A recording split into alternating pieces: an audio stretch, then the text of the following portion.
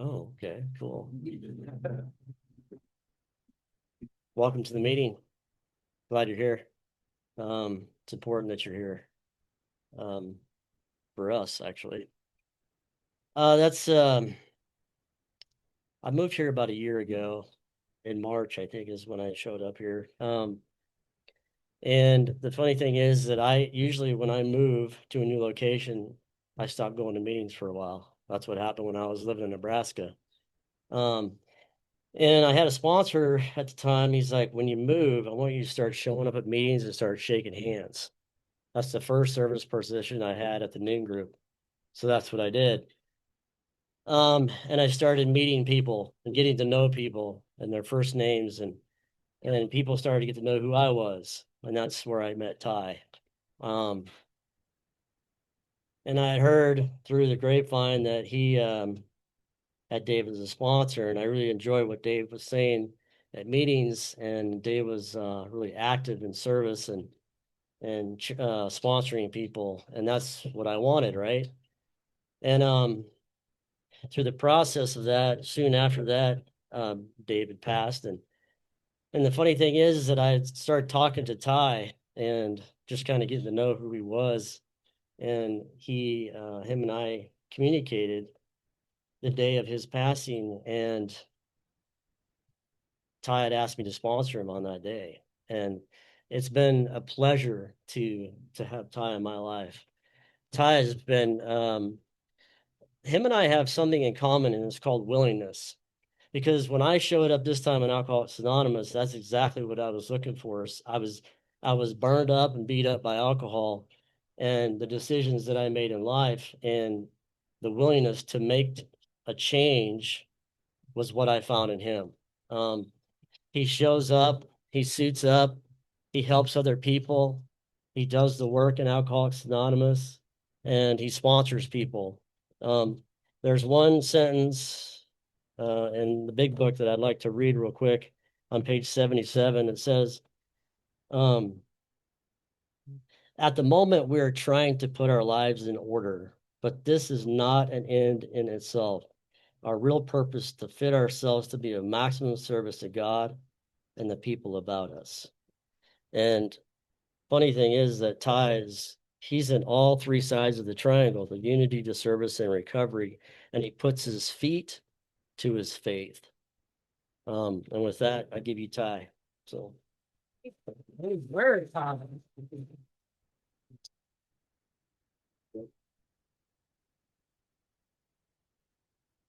Hi, everybody. Ty, alcoholic.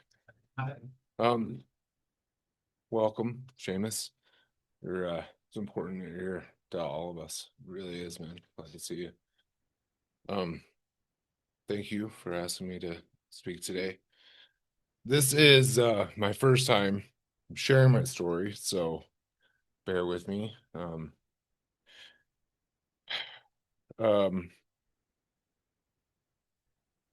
how did I become an alcoholic? Um, I'm not sure if I was born one or the right circumstances were put along the path of life to turn me into one, or both. I feel like both. Um,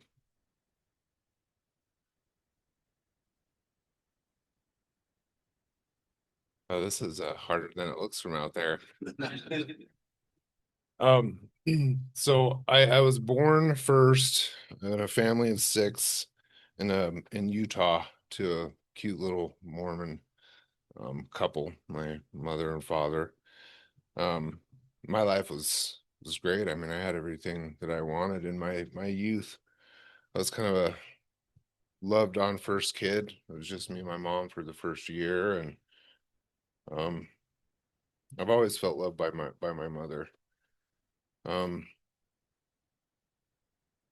Time went on. We had our cute little family. My parents got divorced, like so many alcoholics have divorced parents, and that's really when my perspective on life changed. I felt like I was displaced everywhere. Um, I didn't feel peace. I didn't feel at home. I didn't like myself. I didn't enjoy myself. And I knew at a very young age that I wanted that feeling to go away. I just didn't know how to get it to go away. Um, so in that process of the parents getting divorced, I had a lot of free time, too much free time actually. And my mom, bless her heart, worked multiple jobs and went to school to become a shrink. She wasn't around a whole lot, which left me the man of the house from the time I was about 9 years old. Um, that's when I really kind of went downhill. That feeling inside of discomfort just took over everything. Um, every thought in school, out of school. So I was made to go to church for quite a while. I felt it there too. I couldn't get away from it. And my mom started dating a guy um, who drank beer and watched football. And he was over watching football one day, and I think I was about 11 years old. And he asked me if I wanted to taste his beer. Sure. I tasted the beer, and as weird as it was, I actually liked the flavor right off. It wasn't an acquired thing. I just loved it right away. And game went over and everybody went to bed, and I knew there was more of those beers in the fridge. So I went in and grabbed one, and oh man, that feeling that I was describing of discomfort and anxiety went away. 11 years old, my first beer. Um, that triggered something. That switch that went on didn't go off for a long time after that. I really started to misbehave, and within a year, I was caught on top of a bully's car who was picking on my sister at 2 a.m.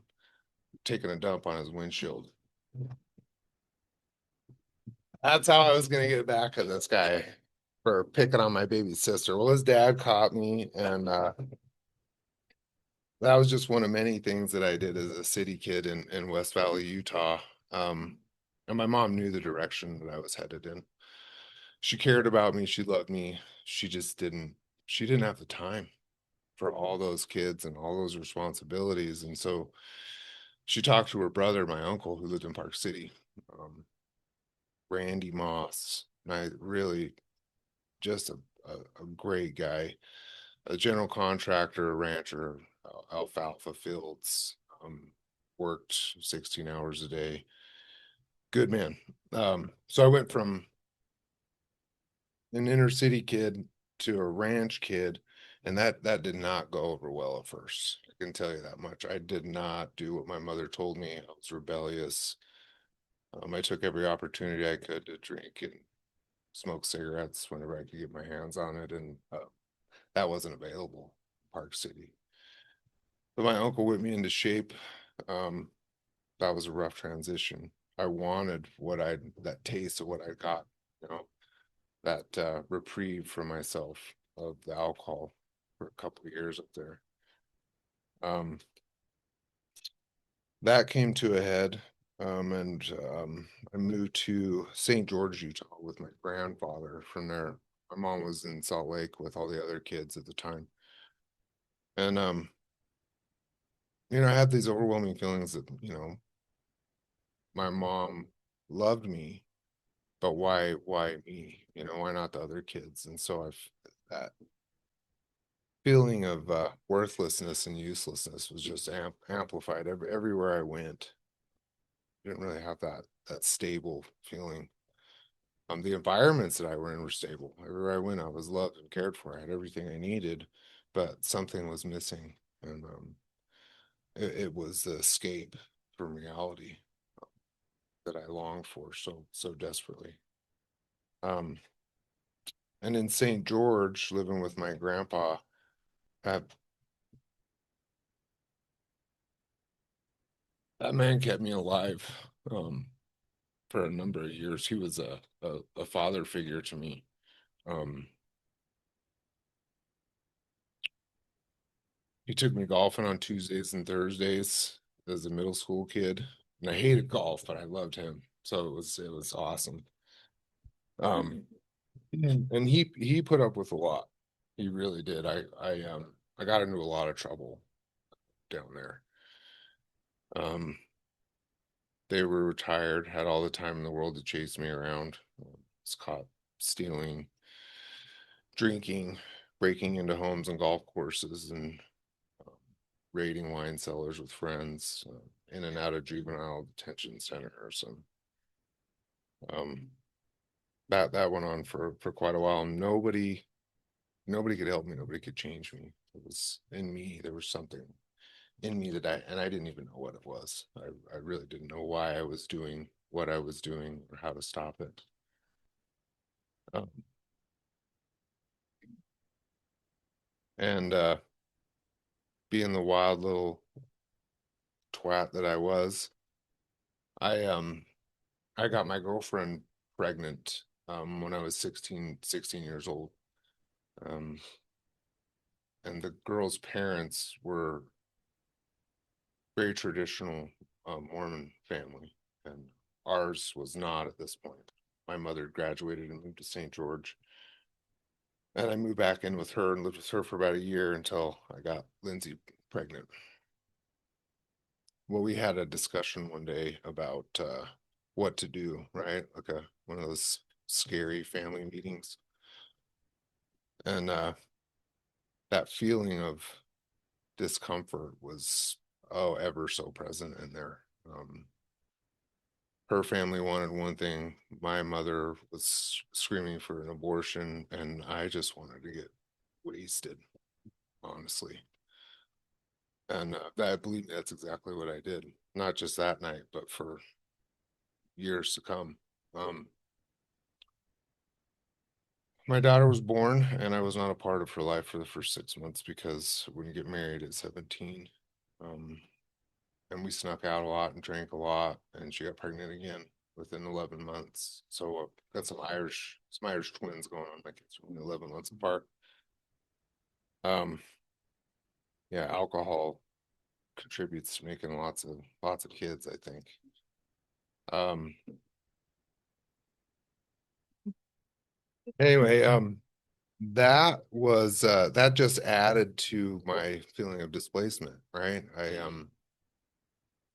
I angered everyone in my home and disappointed everyone in my home.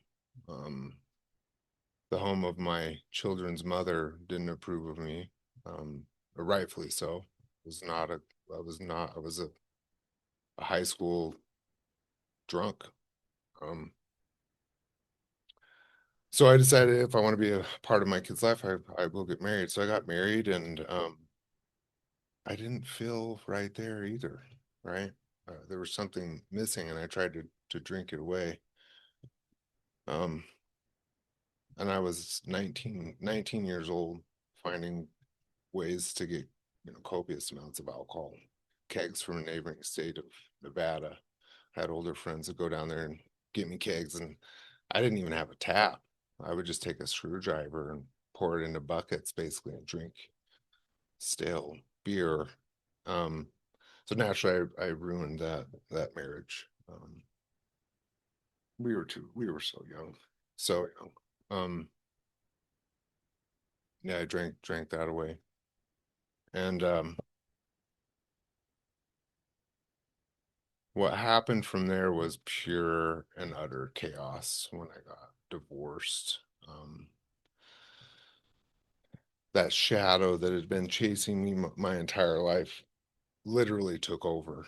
I moved into a townhome with some of my high school drinking buddies, and that's all we did. We worked and partied and worked and partied and lost jobs and got jobs and worked and partied and had law enforcement over at our house on a consistent basis. I mean, they knew us all first, middle, and last name everywhere we went. Um, so I was chased around by law enforcement. Really made life hard on myself. I really did. But I just couldn't let go of that false feeling of escape. I had to have it. There was nothing that was more important. My kids were not more important. My family was not more important. So I was really upset with God. I was brought up um,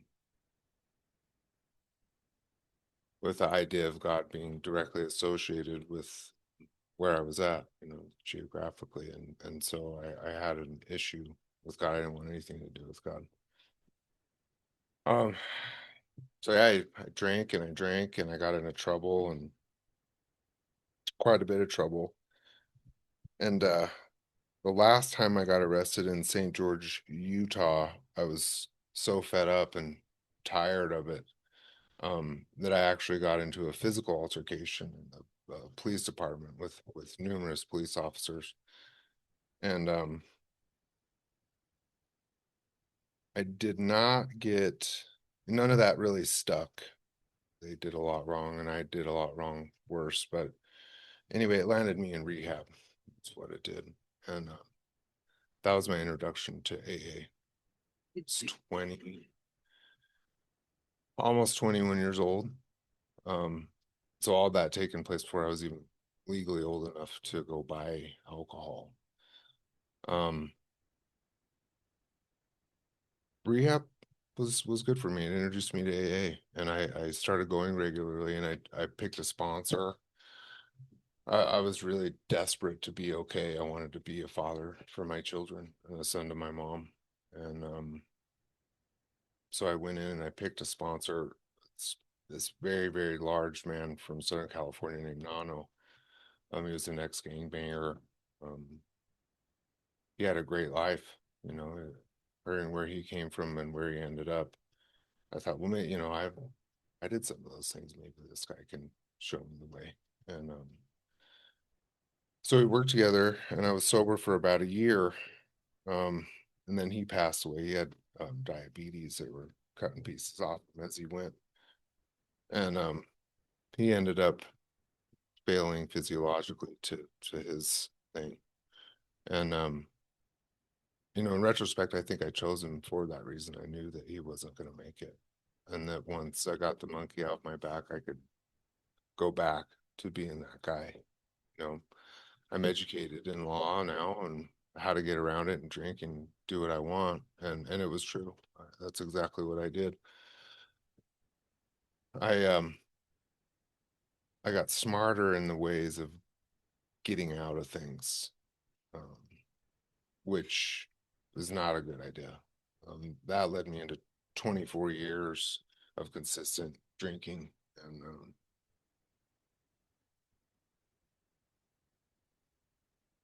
ended up with full custody of my kids. My ex remarried 6 months after we got divorced, years prior, and had a daughter. And the father's name was Gene. We were really close buddies. We played pool together, went to bars together. Um, he shot himself, and then my ex-wife, he did that because she was dating a South American gang guy. Um, so her whole life fell apart. I got my daughter out of Vegas. Uh, I took her from them, um, and that caused huge problems for us, for myself and my kids. And given I was drinking the whole time, so I got my daughter back, and um, I don't, by the grace of God, we're all alive today from that. Um,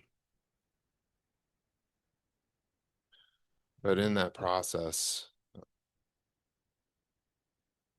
things got darker because I wanted to escape that situation too.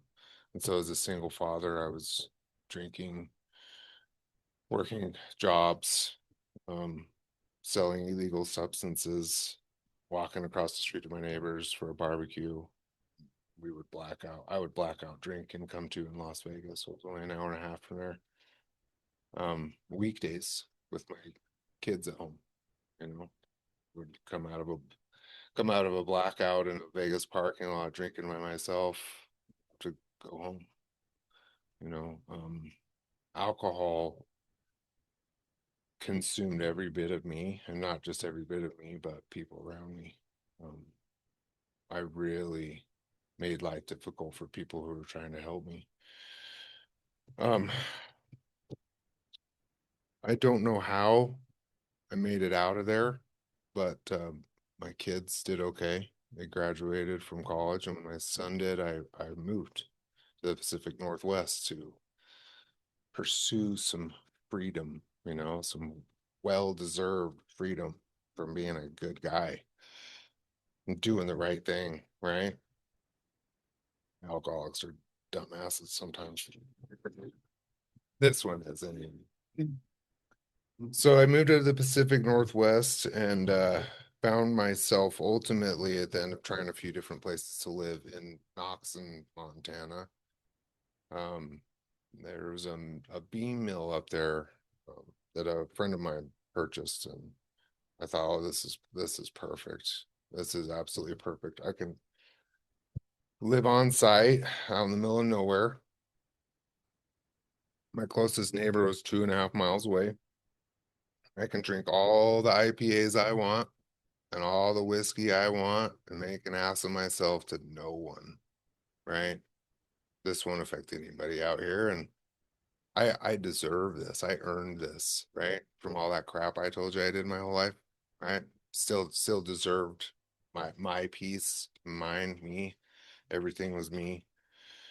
So I went up there and I was there for a couple years, and what do you know? Go figure it out. That fell apart too. And the common denominator was me, as usual. Didn't know it at the time. So I was angry with the world. And that's how I ended up here in Missoula. Um, I had an ex-girlfriend that had moved here, and we started visiting here for dinners occasionally, and I ended up moving to Missoula, and that shadow was still chasing me around. I still hadn't turned around and faced it, and was never honest with myself ever. Not even when I was very first going through AA. I knew that I in that year period that I was in there, that I was doing it just so I could lie to myself, tell myself I was smarter, and I could get away with it from here on out. I know what I'm doing now with drinking. So I ended up here, and man, I got depressed really fast. I worked a couple jobs, and those didn't work out either. It was everybody else's fault. And I ended up just holing up in an apartment, drinking basically for quite some time. Um, just shy of a year, I think. And towards the end, I was really depressed. This was not last February, but the February before. Um, I was very suicidal. It seemed like a very logical, reasonable thing to do. Um, I still, at that point, even at that point, after everything that I'd done to everybody in my life to get what I wanted, I still felt like my higher power was picking up, and there was no way out. If this was my life, I don't want it. Um, and one night it got really, really bad. I actually parked on the Orange Street Bridge in February, and it was frozen over. And I parked there on the right lane. Sorry. Um, and I was just gonna get out of my truck and calmly walk over there like I was gonna get in an elevator and jump off the bridge through the ice. I'd been hospitalized multiple times for suicidal ideology throughout my life. And I chose methods that were medically reversible. So saved. And that seemed like, well, I can't get out of that. Once my fat ass goes through the ice, there's no coming back, right? I don't know what stopped me, or I didn't know what stopped me at the time. But I went home instead, put the truck in drive and went back home and drank myself to sleep. And that night when I was drinking, said I just really can't do this anymore. I got to go through with this. Something has to change, or I'm done. And I woke up the next day, and I don't know if you guys have anybody here has a Samsung that does like a hard factory reset on its own when they do updates. your pictures change, your apps change, some things are gone, some things are new or there. And anyway, I woke up in the morning and turned my phone on and I was like, what the hell? The only thing that was on my home screen was the meeting guide app, the blue one with the little white chair. And I was like, shut the, seriously? Okay. So I opened it up and I woke up late because that's, what people who are drunk do. And the first meeting was the nooner. Um, so I thought, okay, well, I'll go check this out and then see what happens, see how I feel afterwards. And if this does nothing for me, then I'm done. Um, so I went to that meeting and I did. I left. I felt a little bit better. I was so out of my mind that I don't remember the topic. I don't remember who was there. Um, I don't remember any specifics about it whatsoever. I don't even remember what color the paint was on the wall, but I remember leaving there going, oh, maybe I can make it one more day, see what happens. I have kids. Maybe I'll stay alive another day just to see what happens tomorrow. And I went to a meeting the next day and the following day. And then the following day I went to multiple meetings and I heard things in there that made me feel love for the first time in a really, really, really long time. I saw people who cared about each other and smiled and laughed. I felt I felt like I had maybe had a sanctuary that I could go to. So I started going to more meetings and more meetings. Got a sponsor, started listening to people and their suggestions because I had nothing at this point. Nothing. I'll do anything to feel a little better and maybe have some of what you guys have. I want to know what it feels like to be happy. What the hell is that? Um, and I ended up going to 3 to 5 meetings a day for my first three or 4 months. I didn't have anything else to do. I didn't have a job. I was in debt. My family had completely disowned me at this point. Um, the previous Christmas, I wasn't even welcomed into my mother's home. I drove home and they said, we don't want you here. You have nothing to offer us. You're, you're a dick. And they were right. I was a selfish dick. Um, but once I started going to meetings and I had that sponsor and I would go sit over at his house and we would talk to each other about life and read from the big book and the 12 by 12 um and the steps,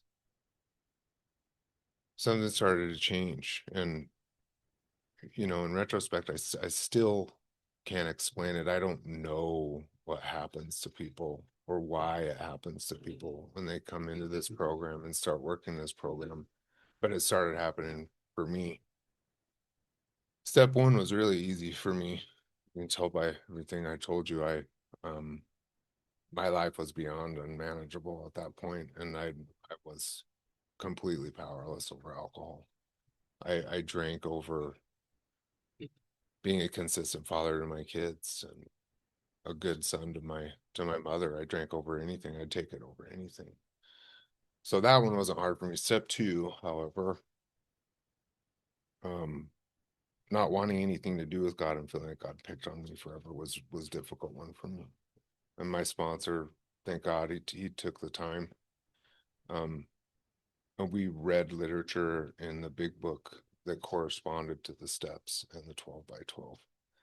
And he took his time on that one with me, and it really sank in that I can't do this alone. But maybe just maybe God can. And that's all I needed was a maybe. I didn't need a guarantee. I didn't need to take it all hook, line, and sinker. I just need to be willing to open my ears and my heart a little bit to something.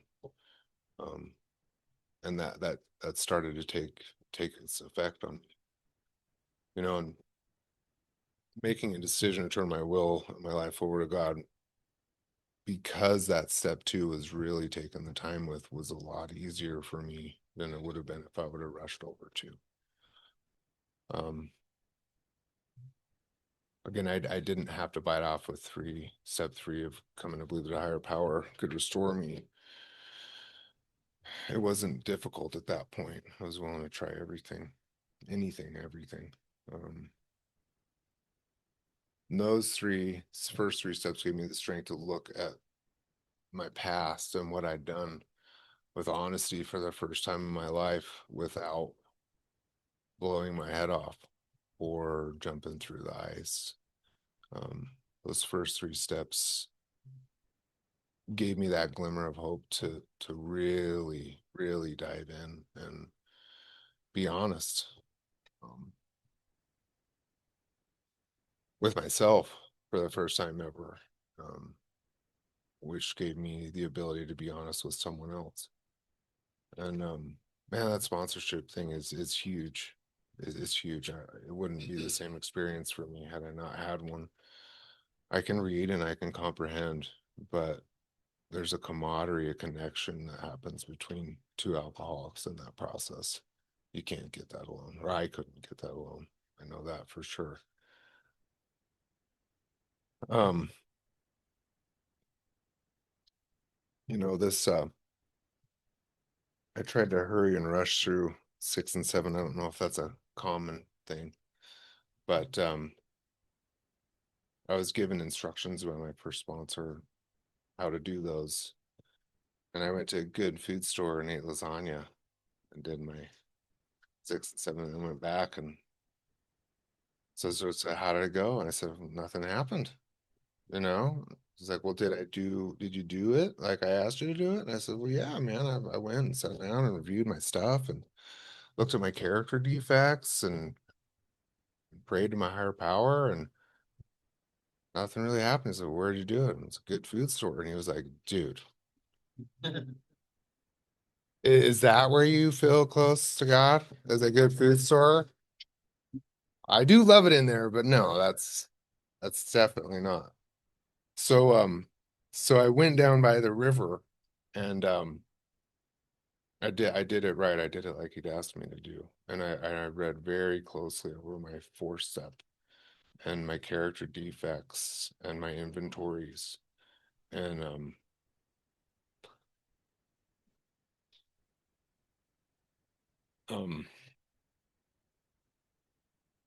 I think that's when I really saw who I was.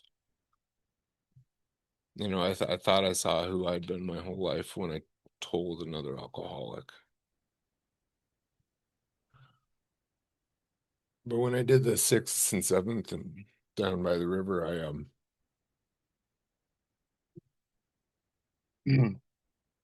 saw that monster, that person that I didn't think I was that guy, you know. I thought I was that happy drunk who, everybody wanted to see like in Cheers or something. But I wasn't. And in that moment of asking my higher power for change, please God, I don't want to hurt people anymore. Help me become someone who can be of use to the world. I'm done hurting people. Please remove enough of these from me so that I have the willingness to live and do something for somebody somewhere. Oh, it's water. It's Being there. gross.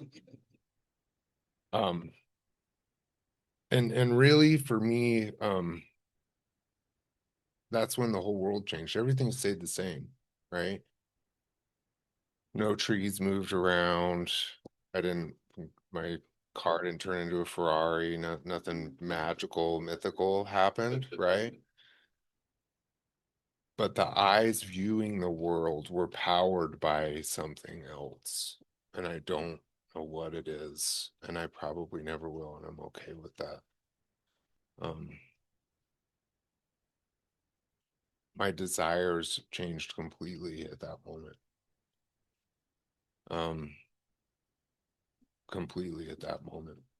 And I know what these people who were talking about this process in AA prior to that meant at that point. At least I thought I did. And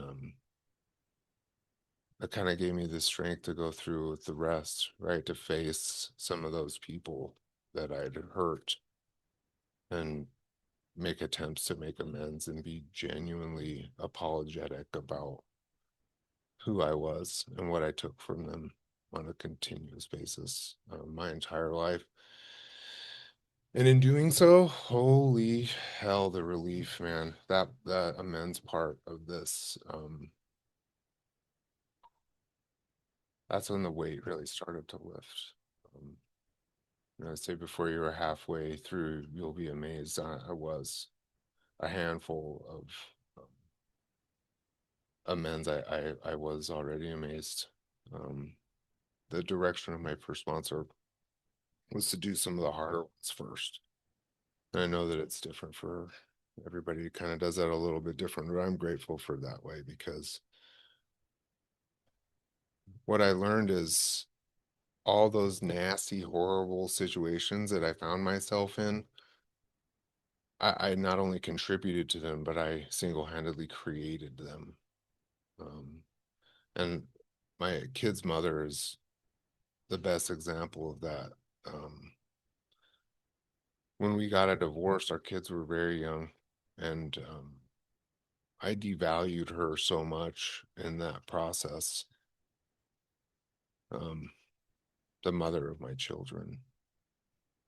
So I wanted to play and have fun, and I had no problem being honest about it.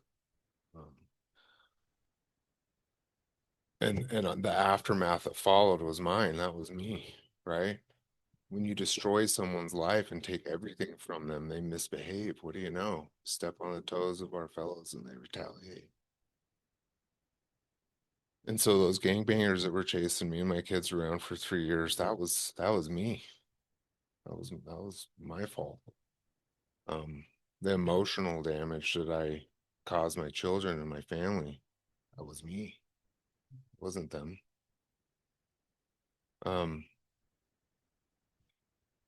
so in making that amends was a oh my God, it was a beautiful disaster. It really was, right? I was so uncomfortable and my brain wanted validation from her. I wanted it back from her. But at the direction of AA, and my sponsor, I stayed in my lane and said what I needed to say to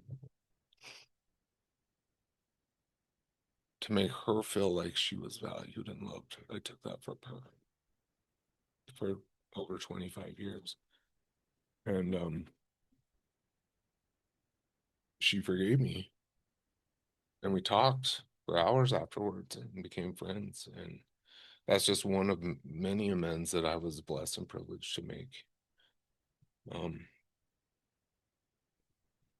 I was talking about a lot. I hear a lot about whether it's making that process about us or them. And in my experience is that it's both. Like we healed together in that process, both of us. And they didn't all go like that. Some of them were really ugly. But I approached them the same, you know, the direction of this program, the 12 steps. And that got me to a place to where I felt okay with who I was. AA made it okay. You know, my mistakes were still there, but they didn't follow me around and haunt me. They didn't keep me up at night. My night terrors are gone. I sleep, I hit the pillow, and I'm out. I don't go to sleep thinking about who did me wrong or who I did wrong or who I lied to or what lie it was. And, those days are diminishing. Far from perfect. I still make plenty of mistakes, but I don't hate anyone or myself for them, you know. Um, and now I'm blessed to be able to make an attempt to give it back. Right. I made a contract with my higher power that I would do my best to not only to not do harm or repair the harm of the past, but maybe help someone else that might have gone through similar things. To find relatability, what was given to me so freely to me. Now life's great. I mean, through that process, I have more than I need. I have a great sponsor. I have a great job. I have a great employer. Um, I can pay my bills. I can feed myself. And I'm lucky enough to get to go to AA as often as I can and participate in happy, joyous, and free activities, and I don't need something outside of me to enjoy life. This is a gift. Being present ultimately was the gift that I got in the end. And to see other people in pain, people that first come in, it really screams to this alcoholic, and I'm sure a lot of other alcoholics too. We've been there. We've all been through our own little version of hell and came out the other side more than willing to give it back. Um, I don't ever want to go back to who I was. And my life is overfilling. It doesn't feel real sometimes, you know.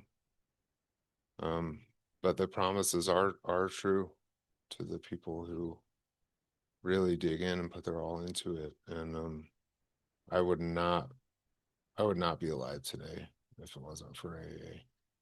And I hear that a lot. And I questioned it at first, but now I'm just a firm believer that this program saves lives and gives lives back. They're not the same. My life's not the same that it was, but I wouldn't want that one. I had to give up an old life to get a new one. And AA provided that for me um, so freely, you know. And I love you guys for that. I really do. Might not know everybody personally in here, but we've all been through some crazy stuff, torn our own lives apart, and then other people help us put it back together and make sense of it. And it's simple. It is a simple program, but it's not easy. Um, it's really not easy. And so I thank you for the opportunity for the service today. Um, this was a wonderful experience, and I can't believe I'm not sweating my ass off. I don't have one sweat taco. I guess praying before this really does work because I've been praying all morning. So, yeah, with that, I'll take another 24. Thanks, guys.